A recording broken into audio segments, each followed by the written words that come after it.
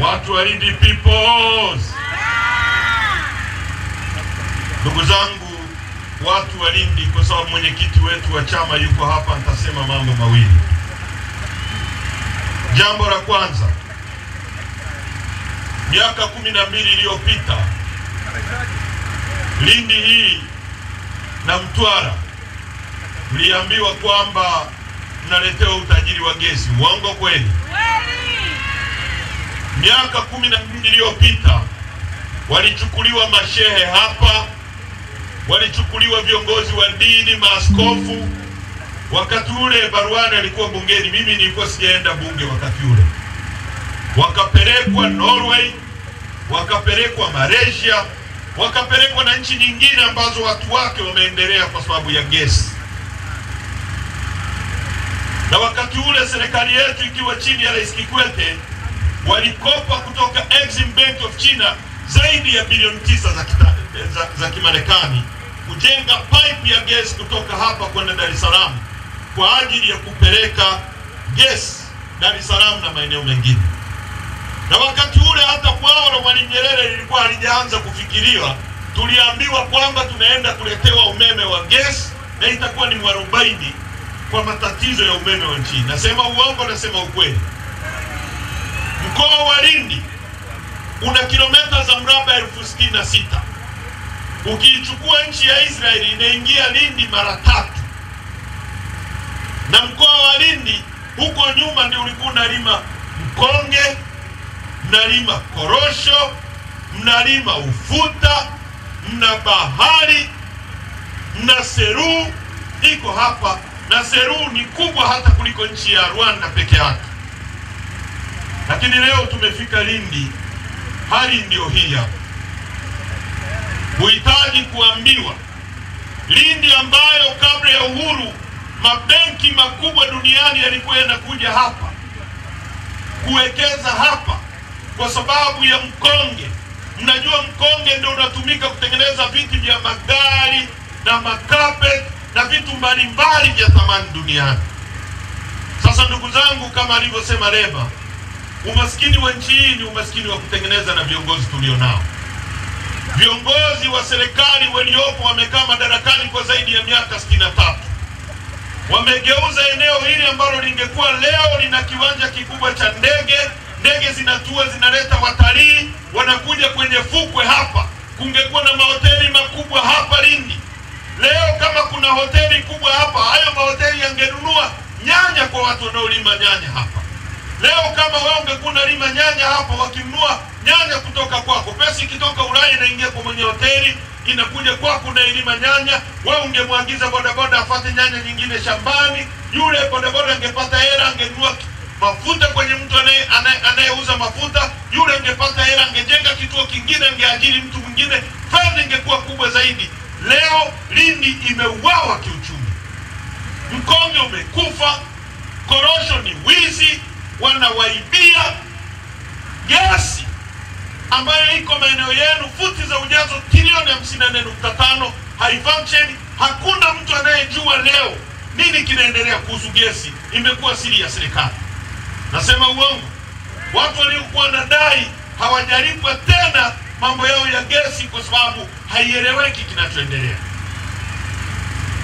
Leo kuhusu utalii wa Seru, ni ngumu kwenda Liwale kwa sababu hakuna barabara.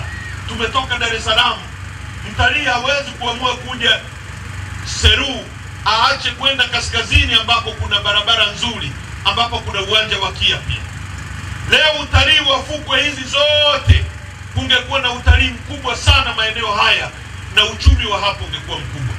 Leo uvuvi baharini ungekuwa mkubwa kwa sababu bahari iliyoko kwenye nchi 60% iko kwenye mikoa ya Lindi na Mtwara.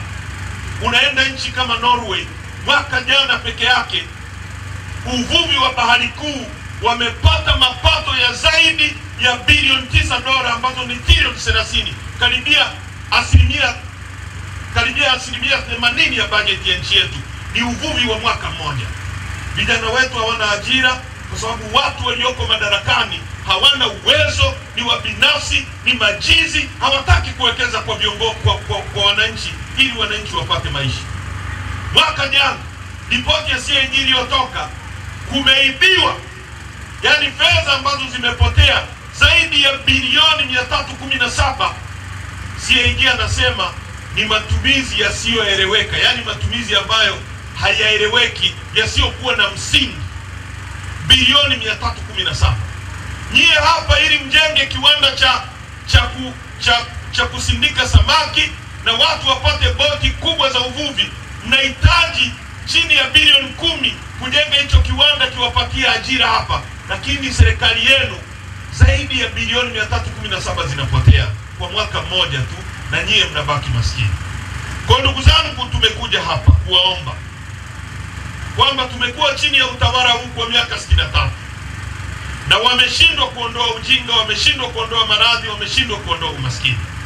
Na namna ya kuondoa madarakani, lazima tuwe na tume huru ya taifa ya uchaguzi, ili tuweke watu madarakani wenye akili, watakao kwenda kusimamia nchi hii ambayo Mwenyezi Mungu ameibariki sana.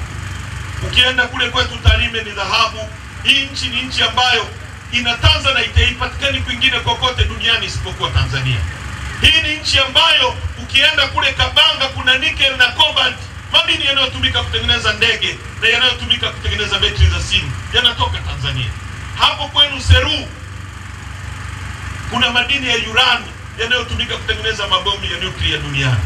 Lakini watu wetu ni maskini, maisha ndiyo haya, mnaona wenyewe mnavyoishi. Ili tuwaondoe hawa watu, lazima tuwe na uwanja ambao unalingana, ili tupige mechi ambayo ni sawa sawa.